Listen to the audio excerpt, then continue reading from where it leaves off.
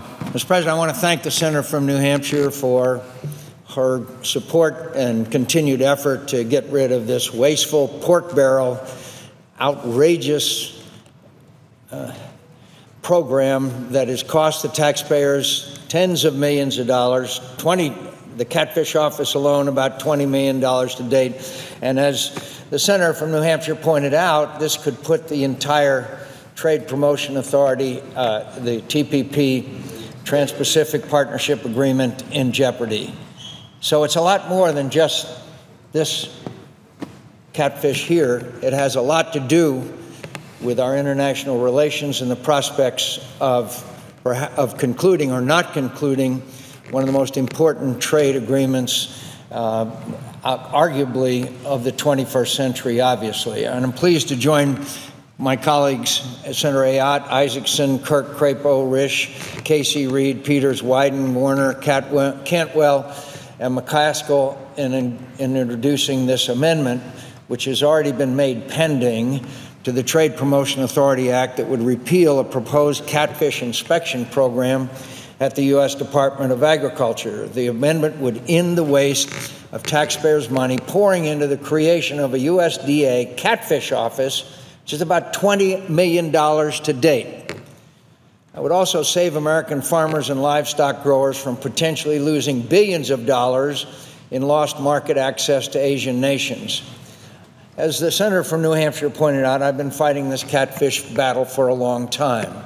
I first tried to kill an old catfish labeling program in the 2002 Farm Bill.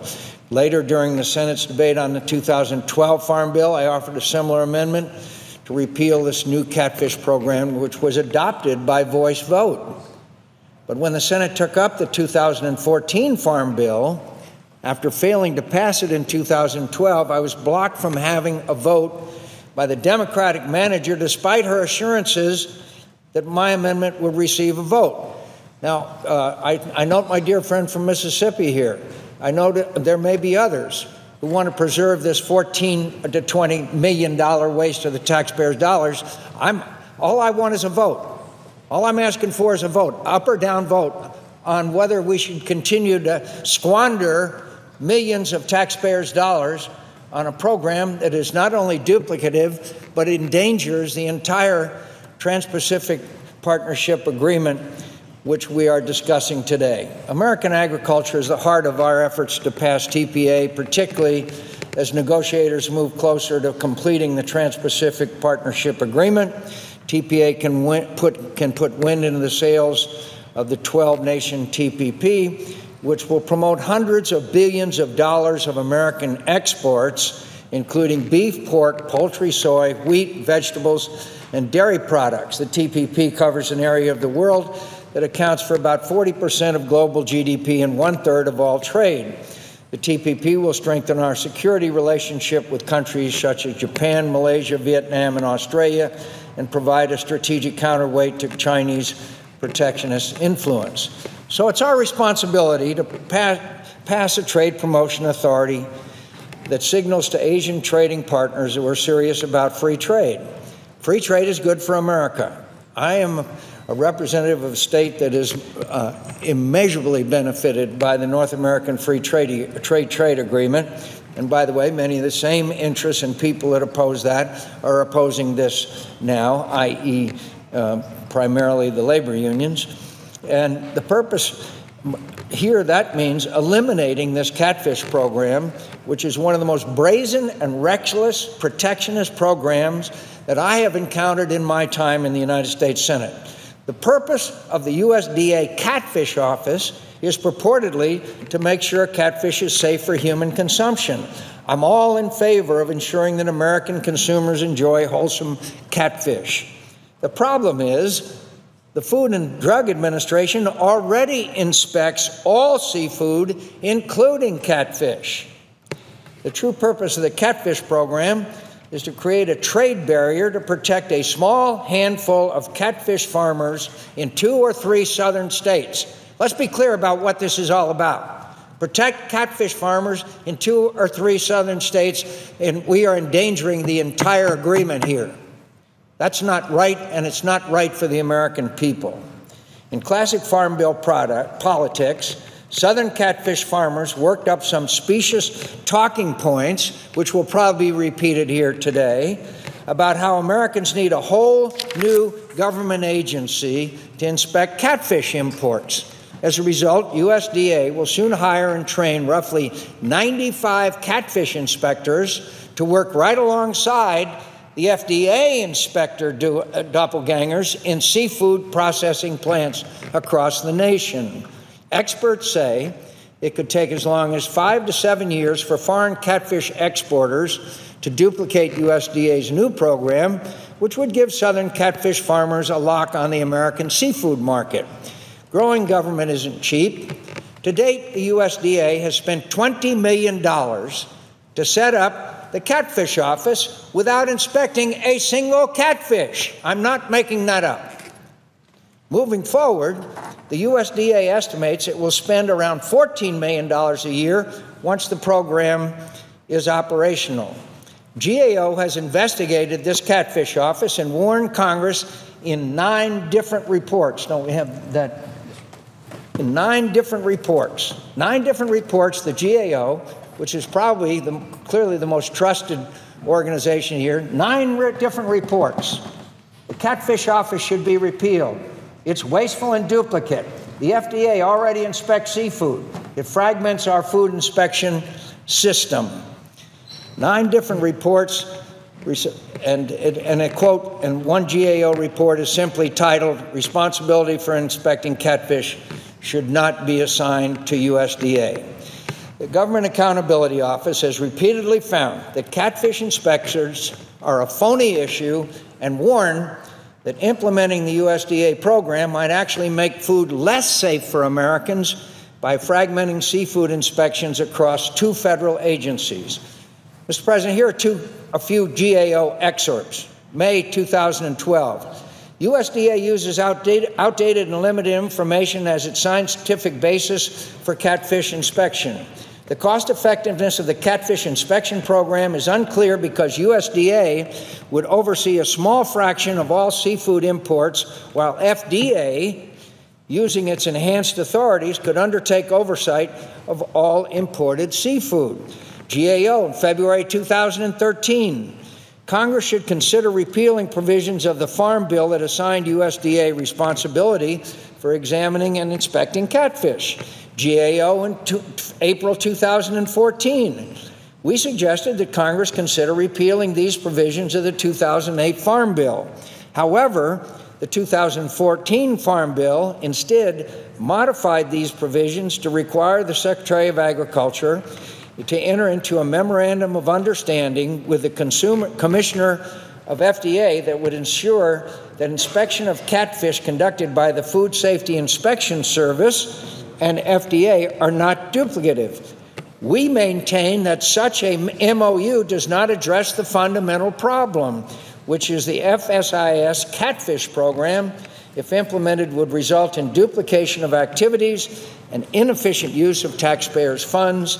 Duplication would result in facilities that process both catfish and other seafood were inspected by both FSIS and FDA.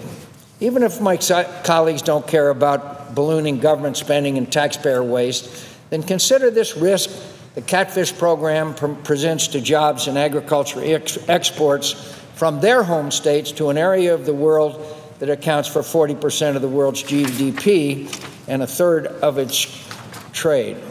10 Asian Pacific nations have sent letters to the Office of the U.S. Trade Representative warning that this USDA catfish office is hurting TPP negotiations.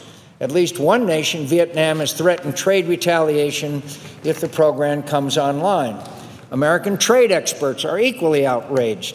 In a legal opinion written by the former chief judge at the World Trade Organization, the chief judge at the World Trade Organization said, quote, "The United States would face a daunting challenge in defending the catfish rule. There was and still is no meaningful evidence that catfish, domestic or imported, posed a significant health hazard when Congress acted in 2008. The complete lack of scientific evidence to justify the catfish rule combines with substantial evidence of protectionist intent." He further notes that when it comes to creating the USDA catfish inspection program in the dead of night, using a Farm Bill conference report. That's interesting, my colleagues. In a Farm Bill conference report was how this whole thing came about. Congress shot first and asked questions later.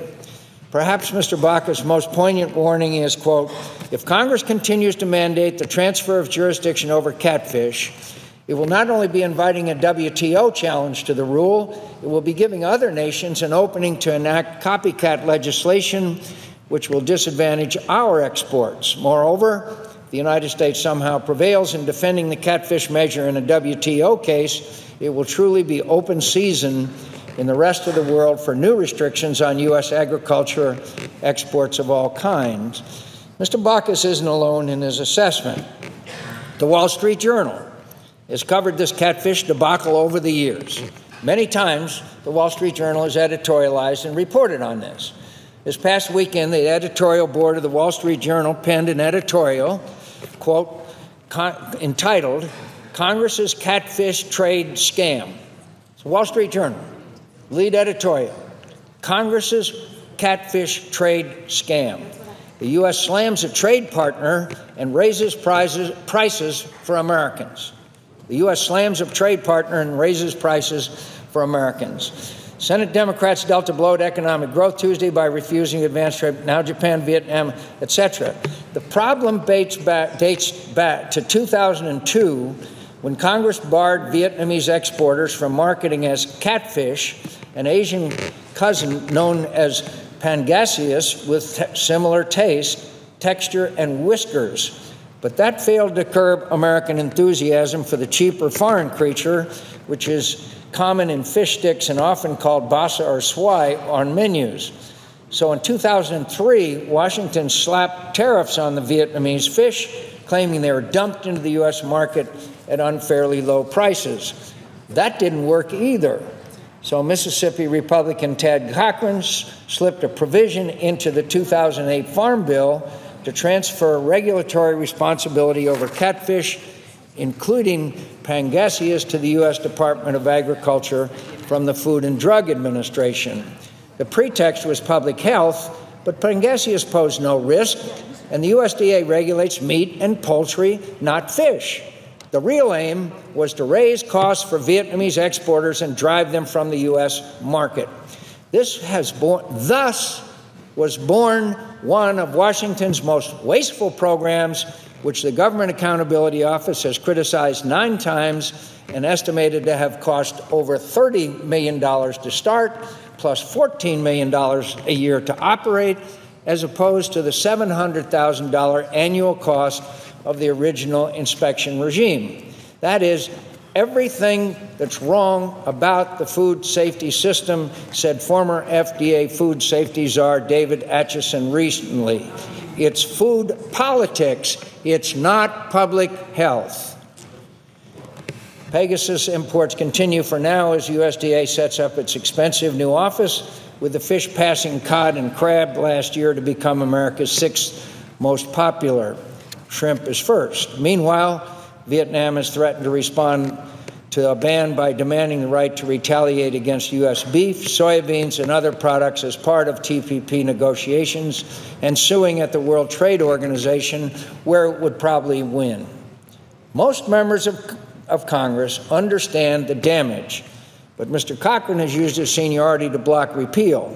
The latest effort is at repeal, and sponsored by John McCAIN and 9 other Republicans and Democrats, could get a vote when the Senate reconsiders the trade promotion bill, then would have to go through the House. Ending catfish protectionism would be a sign that at least some in Washington are serious about free trade.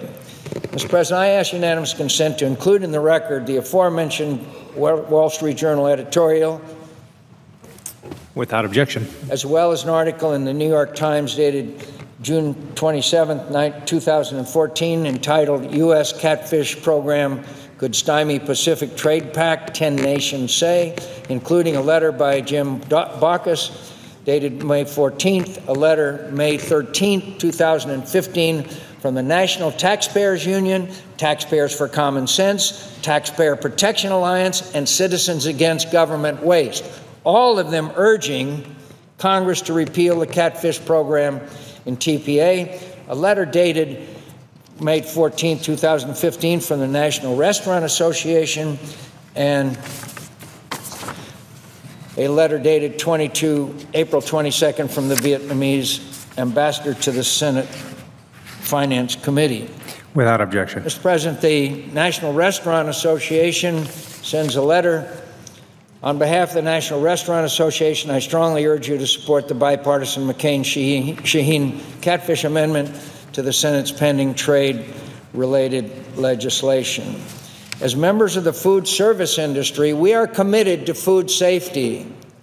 However, this new program would provide no benefit. In fact, the USDA itself has stated that its food safety inspection service would not provide additional food safety protection. Finally, implementation of this program could strongly impact U.S. agricultural relations with key trading partners. The Taxpayers Protection Alliance, we support your efforts to repeal the program, restoring some measure of fiscal discipline, and we urge your colleagues in the Senate to do the same. Now, Mr. President, the parliamentary situation is that we have a number of pending amendments, and that probably it's very likely that a cloture motion will be filed. That, of course, would then mean that I would be not allowed to have this amendment. If we don't allow this amendment, I have to say that we are really, really showing a degree of contempt and arrogance for the taxpayers of America. I have watched this program and this incredible, I have seen $14 million wasted. I have seen